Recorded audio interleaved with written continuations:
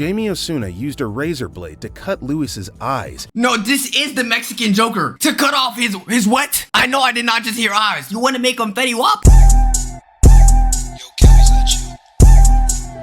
Yo. What's good, YouTube? Today we're gonna look at prisoners that killed cellmates reacting to life sentences. Are you surprised? Without further ado, let's get started. We're in Michigan at the Saginaw County Courthouse for a very unique sentencing. Now, this is Steven Sanderson, a man currently serving life without parole for murdering his girlfriend in 1991 in Wayne County. Now, What did y'all expect? That nigga got nothing to lose. So you're telling me you're going to jail, and in jail you ain't learned shit? You want to start killing more niggas? Now, 24 years later, at the Saginaw Correctional Facility in Freeland, Steven Sanderson decided to double his kill count by murdering his cellmate, Theodore Dyer.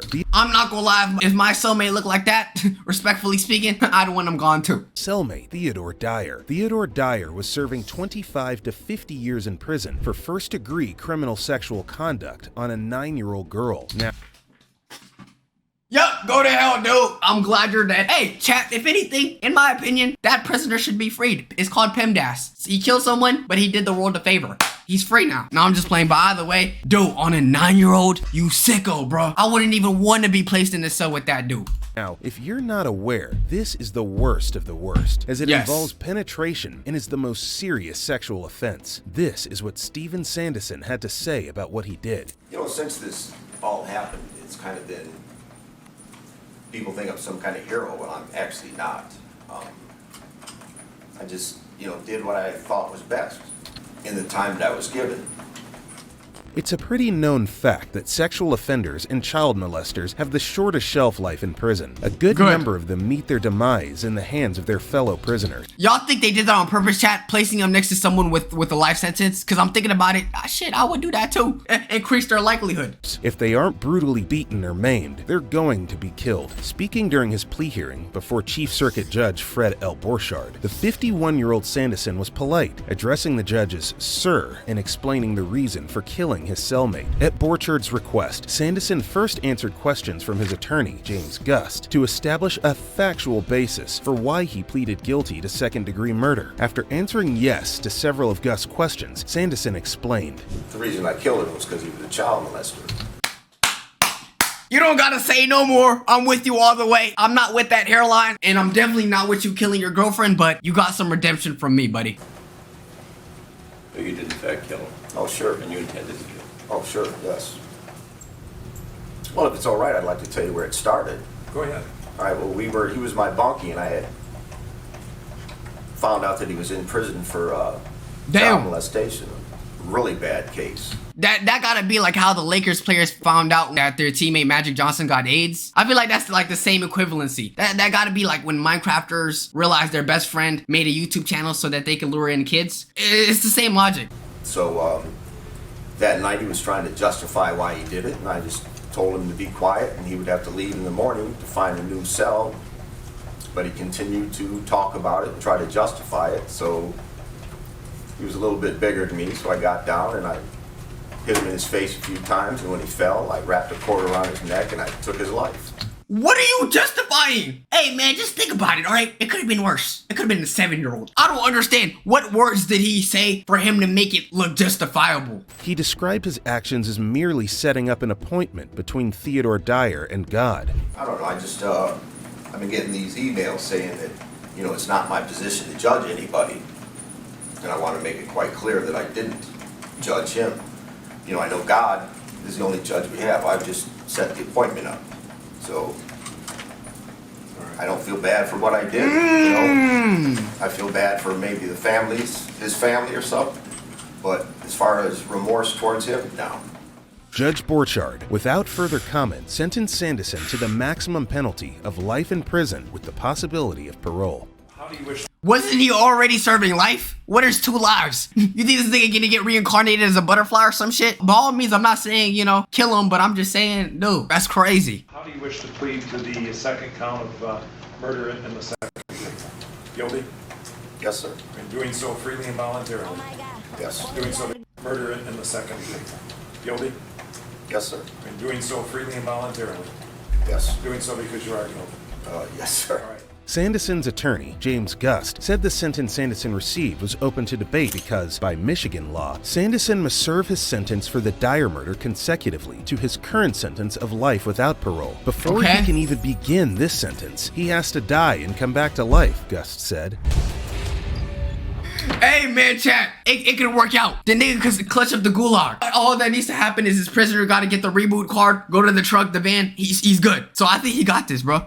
Up next is in Tecumseh, Nebraska, at the Johnson County Courthouse for the arraignment of current serving convict Patrick Schroeder. Patrick Schroeder was already serving a life sentence for killing a 75-year-old. They need to add in another count and another sentence because this is the most atrocious head shape I've ever seen. How was the biggest part of your head the top of it and everything else just goes smaller? First degree murder of a city farmer. Huh?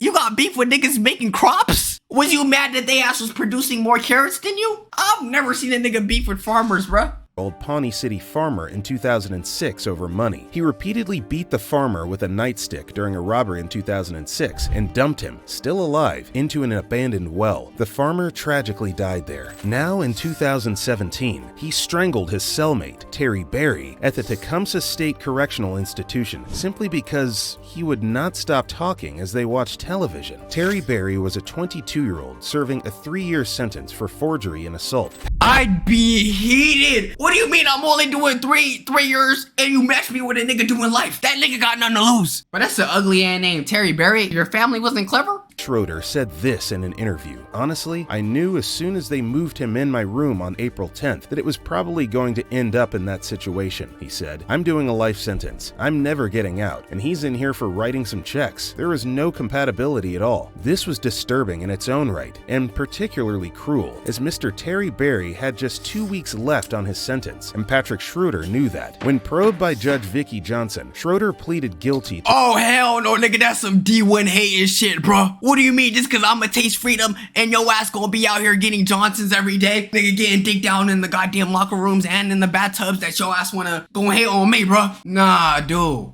To the crime and didn't fight the death sentence. He even decided to waive his right to a jury trial. You have pled guilty to murder in the first degree and use of a weapon to commit a felony. On the murder charge, there are 2 possible sentences. The first is life in prison. The second is the death penalty. Mr. Schroeder, in regard to your right to a jury trial on the issue of aggravating factors, do you wish to have a jury trial or do you wish to waive your right to a jury trial? Waive my right to a jury trial. Judge Johnson asks a series of questions again to confirm if this decision is entirely and solely the decision of Patrick Schroeder. Once again, sir, do you think you're clear-headed here today? Yes. You think you understand what we're doing? Yes. Have you discussed this decision with your attorneys? Yes, I have. Have you discussed it with any of your family members or any other close associates in whom you have a good deal of trust? No. Are you certain that this is what you wish to do? Yes. Has anyone made any threats of any kind to get you to enter into this decision? No. Has anybody promised you anything to enter into this decision? No. Are you making this decision of your own free will? Yes. On waiving the trial, the next step for the sentencing of Patrick Schroeder is the convening of the 3-judge panel. When the 3-judge panel pronounced his sentence, Judge Vicky Johnson said it was the law and not the defendant's wishes that compelled the judges to choose a death sentence. The fact that the defendant expressly welcomes a death sentence has not been considered by the panel. So what I mean? It is the law and not the defendant's wishes that compels this panel's— Wait, chat, if y'all got a life sentence and y'all find out that killing someone gives you the death penalty, are y'all killing someone in prison? Let me find out that this nigga said, man, I just don't want to live no more. Cause no, that's basically what he's saying. ultimate conclusion. Patrick Schroeder was placed on death row awaiting execution, making him the 12th man on death row in the state. Damn! So he basically got his wish. I'm not gonna lie, even if I did get life, I don't think I would kill another person just because, bro, I'm still trying to get right with God, you know? I mean, that's kind of hard since you killed someone, but Jimmy Neutron ass head? Come on, bruh. Nah, you definitely get that. State of Nebraska at that time. In 2022, while still on death row, Patrick Schroeder committed suicide by hanging himself with a sheet after previously attempting to cut his wrist. This man man does not follow any commands. Dude, can you not just wait? An arm with a razor. Okay. We head to Bakersfield, California, at the Kern County Superior Court, where 31-year-old Jason Osuna, the man with 1,000 faces, is once again a murder suspect. He was previously arrested for— What? No, there's no point of even making him a suspect. He did that shit, bruh. Look at this. Nigga, this is a middle school doodler drawing on his face. This shit don't even make sense. I'm sorry, he did it. I don't care if he didn't do it. He still did it. for the alleged murder of Yvette Pena in 2011, but was denied bail, thus forcing him to spend time at Kern County Jail. In 2017, Jamie Osuna pleaded— Yo, he don't even look bad here. Like, at least he got, like, you know, a natural lineup and he has his facial structure. What happened to him? guilty to the first-degree murder of Yvette Pena and was sentenced to life without parole. During the court hearing, he told the judges and reporters that he loved torturing others and would kill again, even while in prison. As a result, he was transferred to the Coracan State Prison, where he would meet his next victim, Luis Romero. Oh, damn, this nigga face long as hell, but that's besides the point. So y'all heard a prisoner say he's gonna kill someone again? And y'all had the bright idea of pairing him with someone else in prison? If I was this nigga's family members, I'm getting the lawsuit of hell. You're gonna give me money, buddy. Romero was a murderer who was arrested at the age of 17 with charges of second-degree murder. He was sentenced for shooting and killing a woman in Compton. He had already spent 27 years in prison before he was transferred to the Corcoran State Prison. Luis Romero was put in the same cell as Jamie Osuna, who had stayed alone since his own arrival. 48 hours later, the guards found the mutilated and dismembered body of Luis Romero. Jamie Osuna used a razor blade to cut Luis's eyes and chop off his fingers. No, this is the Mexican Joker. To cut off his what? I know I did not just hear eyes. You want to make him Fetty Wap? Dude, he's already in jail and you try to make him blind? I mean, shit, if I was in jail, I wouldn't want to see anything either, but... He also removed Luis's ribs and sliced his lungs. After the lungs and the ribs? Are we playing Mortal Kombat? Did you become a surgeon in prison? Where were the prison guards? Did y'all not hear someone screaming? No way he got enough time to pull this nigga ribs out. No, I'm not gonna lie, this gotta be some freaky ritual that he was doing. Disfiguring him, he decapitated him and sliced both sides of his face to create what looked like a wide smile. To top it off, Jamie used Luis Romero's body parts to make his necklace. After a series of trials, Jamie Osuna was transferred to the Salinas Valley State Prison Psychiatric Inpatient Program. He was diagnosed with unspecified schizophrenia spectrum, antisocial personality disorder, and borderline personality disorder. So y'all waited till he made a human necklace to diagnose him with that? No, I'm not gonna lie, bruh. This is crazy. A judge has ruled that Osuna is not competent to stand trial for Romero's death. Nah, he gotta die. Take your seats at the Muskegon County Court in Mississippi for the arraignment of 23-year-old convict Deshun Madden. Deshun Madden was previously sentenced on March 23, 2015, and is currently serving 16 to 30 years on 3 counts in Wayne County. His charges include carjacking, assault with intent to commit murder, and armed robbery. He was later transferred from Wayne County to Alger Correctional Facility in Munising Township, where he was placed in the same cell with 23-year-old Rodriguez Montez Burks.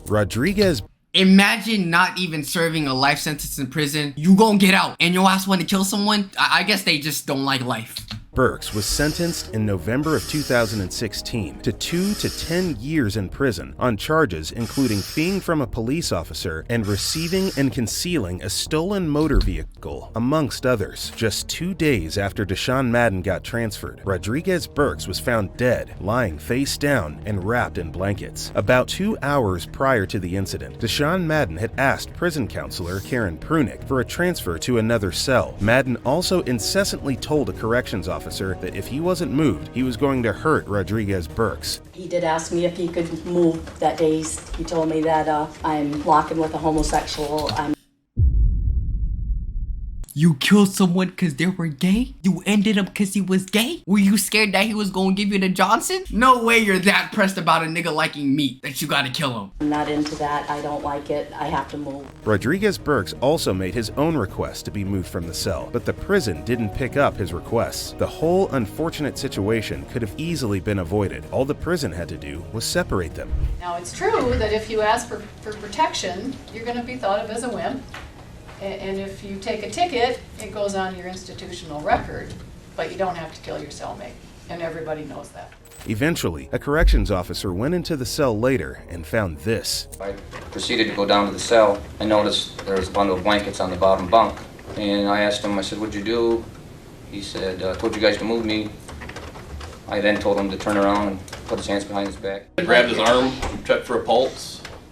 He was sweaty, real slippery sweaty. And I just looked at Officer Eisman and I said, he's dead. Deshun Madden was quickly taken into the isolation room where he was read his Miranda rights. Madden was noted to have disclosed something to the investigating detectives about living with Burks before they left. What's up? Get out of the cell, was concerned about rumors and things getting around, and then said, Hey yo, that nigga right there, they was making out last night. I can see why he went into move. Hey yo, child, I'm not gonna lie to y'all, I'm straight. Y'all know I'm straight. If I was to go to prison, I'm getting butt one way or the other. I'll keep it real with y'all, bro. Something to the effect of, touched my TV, and that was the end of it. Deshun Madden was found guilty by a 12-person jury after a 5-day trial. The jurors deliberated for 2 hours before reaching their verdict. We, the jury, find defendant Deshun Madden guilty of second-degree murder. He was sentenced to a minimum of 60 years and a maximum of 90 years after he was found guilty of second-degree murder. If you enjoyed this video, check out our other awesome— What type of freaky-ass thumbnail is this? Anyway, YouTube, that is prisoners that killed other cellmates reacting to life sentences. Let me know what y'all think, if their reactions were justified. If you're watching from YouTube, join us on Discord, catch us on Twitch, all that good stuff. Make sure you subscribe. Boxer for life. Love y'all, and peace.